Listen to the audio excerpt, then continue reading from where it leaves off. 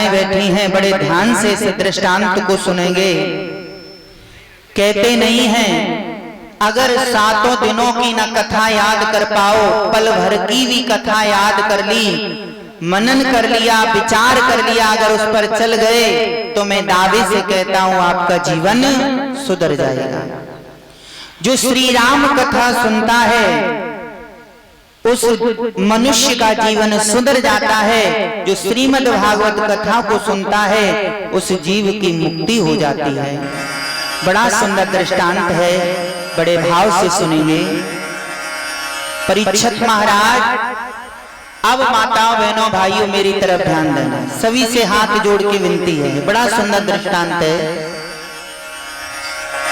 एक गांव में नट और नटनी खेल करने के लिए आ जाते हैं परीक्षित महाराज। तो नट और नटनी खेल करने के लिए आए हैं तो गांव के बाहर पूछा, अरे भैया हम इस गांव में किनके यहाँ खेल करें जहां पर हमें बहुत सारा धन मिले। तो गांव वालों ने कहा भैया इस गांव में बहुत बड़े जमींदार रहते हैं और उनके घर के सामने बहुत बड़ा मैदान पड़ा है, अगर आप लोग वहां खेल करोगे ना तो आपको बहुत सारा धन मिलेगा। तो नट और नटनी वही जमींदार के घर के सामने आज खेल करने के लिए तैयार हो गए। परीक्षित महाराज जमींदार थे जरूर श्रोताओं, पता है कितने कंजूस थे माताओं, अगर बुखार भी आ जाए ना तो 1 रुपए की टैबलेट नहीं लेते, बड़े कंजूस जमींदार। और उनके एक पुत्र था और एक पुत्री थी।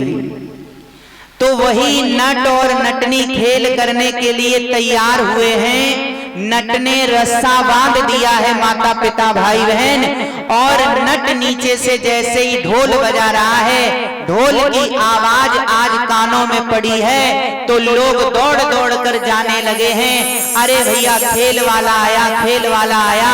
आज भी हमारे यहाँ नियम है, कोई भी खेल वाला आ जाता है ना सभी भक्त दौड़ पड़ते हैं खेल देखने के लिए। वही नट ढोल बजाने लगा है, सारे मोहल्ले वाले गांव वाले खेल देखने के लिए आए हैं और नटनी रस्से पर चढ़कर खेल दिखा रही है। और जमींदार की जो बेटी थी ना वो पता है कैसे खेल देखने के लिए आई, 9 लखा हार पहनकर आई है, खेल देखने के लिए बैठ जाती है। जमींदार का पुत्र कैसे खेल देखने के लिए आया है, हाथ में तलवार लेकर और उंगली में सोने की मुद्रिका यानी अंगूठी पहनकर खेल देखने के लिए आया है। हजारों लोग वहां खेल देखने के लिए आए हैं। नट नीचे से ढोल बजा रहा है परीक्षित महाराज और नटनी रस्से पर चढ़कर खेल दिखा रही है। खेल दिखाते दिखाते श्रोताओं खेल पूरा होने को आया, वही जमींदार ने 1 भी रुपया नहीं दिया। जब नहीं दिया है तो वही नटनी सारे में कहती है, हे स्वामी मैंने गरीब से गरीब के यहाँ खेल किया होगा, बहुत सारा धन मिला होगा और जमींदार ने तो 1 भी रुपया नहीं दिया। आ जाओ विनोद भैया। तो समय के अनुसार श्री सुखदेव जी राजन परीक्षित लाल बड़े ध्यान से सुनना है। तो जब नटनी ने ऐसी बात कही है, अब मेरा खेल करने में मन नहीं लग रहा, अब मैं रस्से से नीचे आ रही हूं। नट ने ऊपर से इशारा कर दिया, परीक्षित महाराज चिंता ना करो, अरे हमारे भाग्य में बधा होगा तो यहीं से पैसे वाले होके जाएंगे। कहते नहीं है जब परमात्मा देता है तो छप्पड़ फाड़ के देता है और जब परमात्मा लेता है तो चमड़ी उधेड़ लेता है।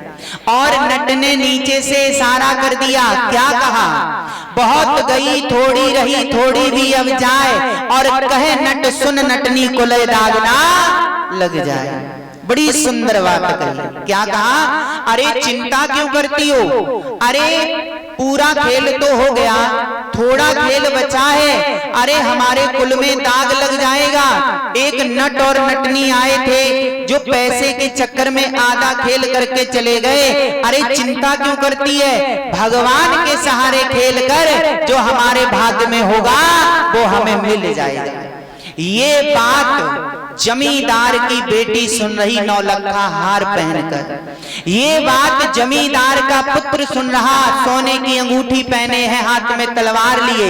वहां काफी भक्त लोग सुन रहे, लेकिन सुनने सुनने में अपना अपना विचार किया है।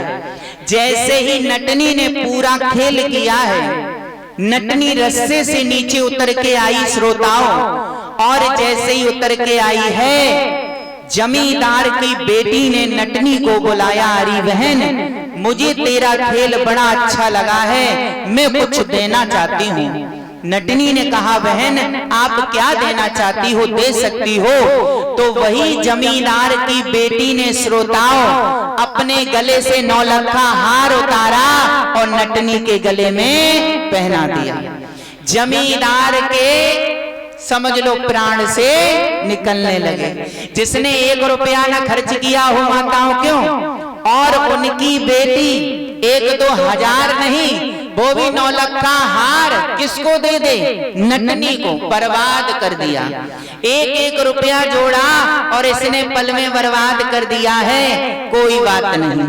वही जमींदार के पुत्र ने बुलाया नट को, अरे भैया मुझे तुम्हारा खेल बड़ा सुंदर लगा, बड़ा अच्छा लगा है, मैं कुछ तुम्हें भेंट करना चाहता हूँ। नट ने कहा, भैया आप क्या देना चाहते हो, वो मुझे स्वीकार है।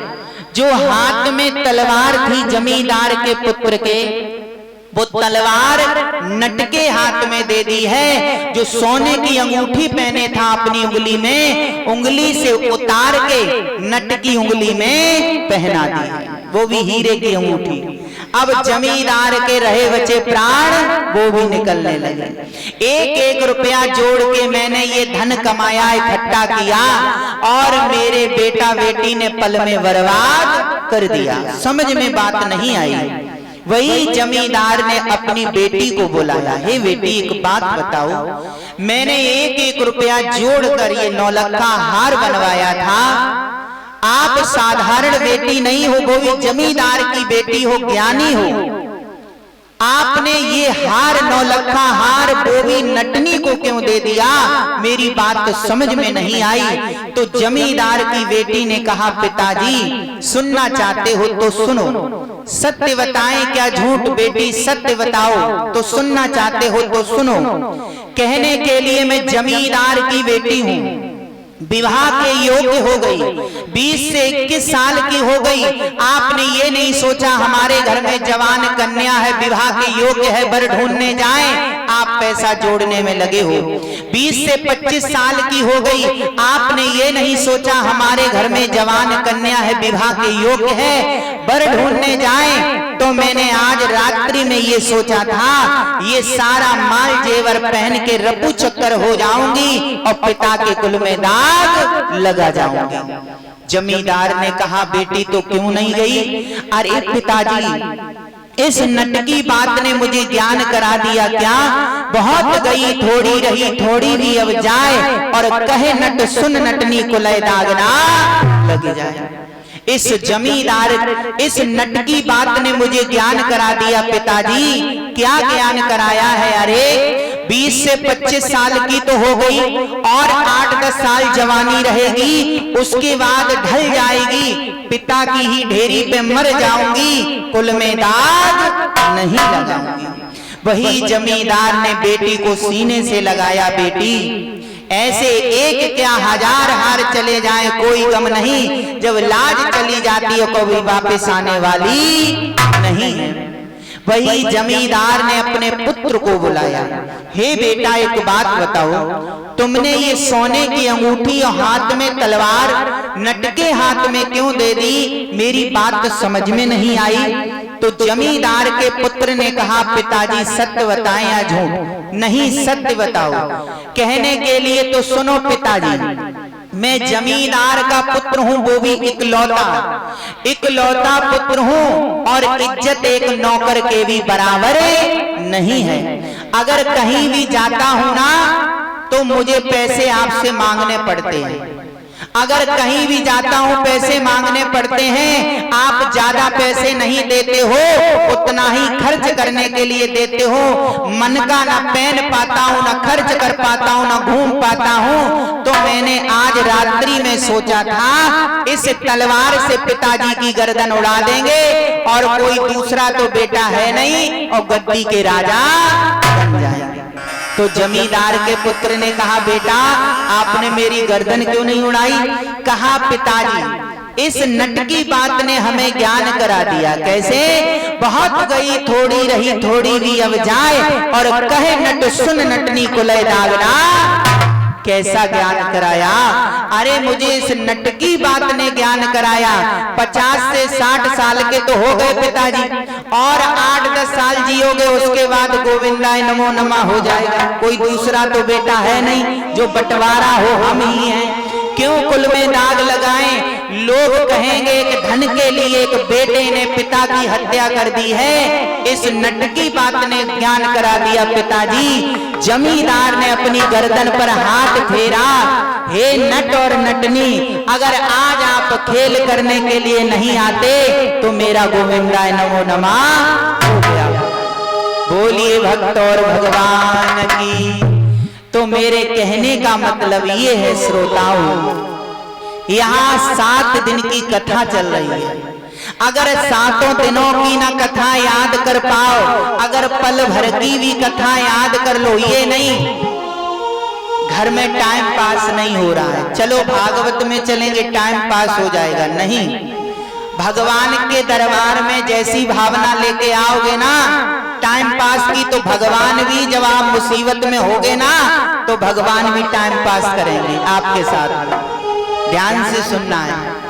हे मेरे माता पिता भाई बहन, अगर थोड़ी भी बात अपने मन में धारण कर ली, कहते नहीं हमारी माताएं बहनें कथा सुनने आती हैं, अगर बहुएं कथा सुनने आई हैं, बड़ी बूढ़ी घर में सास बैठी हैं, और सासू मैया ने पूछ दिया आज भाई बहन ने क्या कथा को सुनाया, क्या कहोगी? ये मत कह देना बस प्रसाद लिया चले आए, है ना। प्रसाद तो मिलेगा ही, ये भी सुनकर जाओ क्या सुनाया है क्या नहीं सुनाया, और जो सुनाया है उस पर विचार करो। ये नहीं कि प्रसाद